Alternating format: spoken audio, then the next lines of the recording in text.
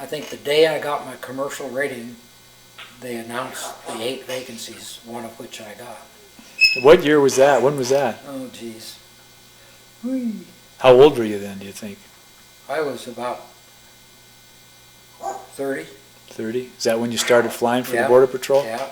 So what happened then? You started flying a Super Cub? I started flying Super Cubs, and one day I was out tracking a group and got in some kind of a wind shear and it put me in the dirt. I went down. I fell from about 100 feet, I guess, and totaled the airplane, just about totaled me too.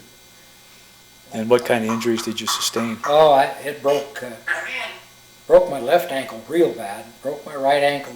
Broke my left ankle in 17 places. Broke my right ankle in 4 places. Broke my left arm. Broke my back. Broke my neck. Broke my jaw. Broke my jaw in 5 pieces down the left side. Just something hit me in the side of the head. Cut my teeth off.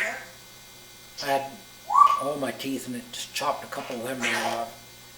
I don't know. If it had gone down a little lower, I wouldn't be here.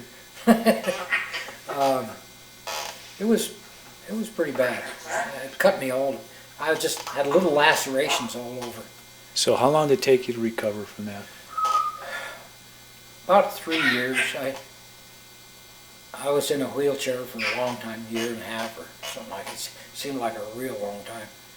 And then on crutches for a long time. My right leg healed, right ankle healed up pretty good, pretty fast. My left was a more difficult process, and it finally healed. But left me with pretty stiff ankles and a lot of arthritic type discomfort. I waited for years for them to come up with good artificial ankle joints. They were out there, but the ones they put in didn't work good. Oftentimes they had to go in and remove them, and when they did, there was a big gap in the bones and stuff. It was a mess. So the specialists that knew my case kept telling me to wait and wait and wait. There'd be better ones come. Finally, here about 4 or 5 years ago, I got word that they were just about ready, and come to find out, the ankle joints that I have in my ankles now were developed in France and were used in France for 10 years before they allowed them in the United States. And I even talked to a doctor that I knew about going to France with him and having put those in me, you know, because they were good.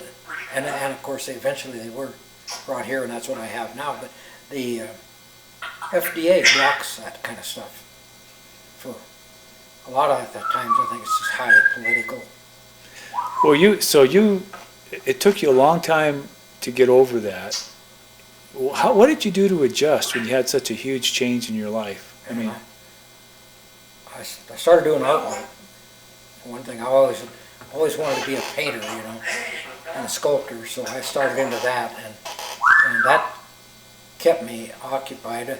I moved to Silver City from Laredo after that injury, and I was able to work on an old house, bought an old 1883 Victorian style house, and I worked on it, rewired it, and replumbed it, and re-roofed it, and just all kinds of stuff, just over a period of about 17 years. And in the meantime, I was painting and stuff, and for one period there, not too many years after I'd been injured and I got healed up pretty good, I went back in the Border Patrol, which kind of caused some consternation because they didn't know how to bring somebody back in. They'd never had that happen. Anyway, I went back in the patrol, and then they sent me to Carlsbad, California, where I learned to fly helicopters. And came back and flew helicopters out of El Paso. Then I was doing both. I was flying rotor wing and fixed wing back and forth all the time. So and then I had complications set in on my neck and stuff, crushed discs and so on, that were the result of the accident. I don't know just exactly why it was a delayed result, kind of, several years. They just didn't spot those broken vertebrae and stuff, crushed discs at first. Anyway, that's what finally persuaded me to retire, I guess you'd say, full time. Well, have you stayed, had being a smoke jumper help you in any way through that period, or? Absolutely. I mean, if I hadn't had that kind of mental hardening, mental, it's all mental, whether you want to call it toughening or adjusting or whatever. I'm lacking a good adjective for that, but those years as a jumper and learning what we did in that, I learned more in that 3 years as a jumper than I probably did in anything. It carried me, because there was never anything I did that was more demanding or harder than becoming a smoke jumper, I didn't think, and nothing that was maybe more hazardous than what we did. So everything was downhill from there as far as difficulty. Yeah, have you thought about that? About I mean, if you could say what it is you see when you run into somebody who's had that experience, can you describe what it is? Or, I mean, they're all different, but everybody's an individual, but of course, but I think there's a self-assurance that comes, and it's a nice kind of a self-assurance on most people. I think it's a quiet feeling of solidity within oneself, and it emanates. If you know what to look for, it's there. And guys that have done that sort of thing, they're not afraid of anything. they're usually just, to me, just a quality person. And there are bums and everything, of course, too, I suppose, but you don't see many in the jumpers. They kind of go away. yeah. Is there anything else that you want to visit about that you've had a chance to reflect on? Wow, that's you're getting profound now. Yeah. I mean, you've worked with a lot of people, a lot of circumstances, and there's some things we need to keep going. Yeah, we need that attitude, for lack of a better word, that develops in people that do these kind of things. Like as a jumper, you develop a self-reliance, a respect for yourself and for other people too. And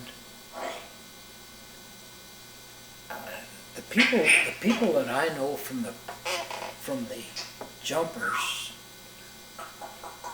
are always people that seem to want to help other people if they need help, which is a remarkable thing. They're willing to give of themselves. And that's got to come from within, but it's generated by something, and it's something that's in that whole scheme of things, in that style of life that brings that out in people. And people that don't have that in them don't ever go there or don't ever succeed if they do go to a place like the jumpers. I mean, it separates. It's a separator. It's a true thing. My son, who jumped after me for 4 years and was a much better jumper than me, he was really good at the art, is now working in Iraq, and he wears a smoke jumper cap. and he's known in Iraq among the contract people over there as the Smokejumper. And he tells me that guys like Special Forces, Rangers, SEALs, all of them have the greatest respect for Smokejumpers. And now there's some tough birds that do similar type things. But in their eyes, according to what he tells me, Smokejumpers are right up there with all of them, which is very, very compelling. Thank you very much. Appreciate it. Yep.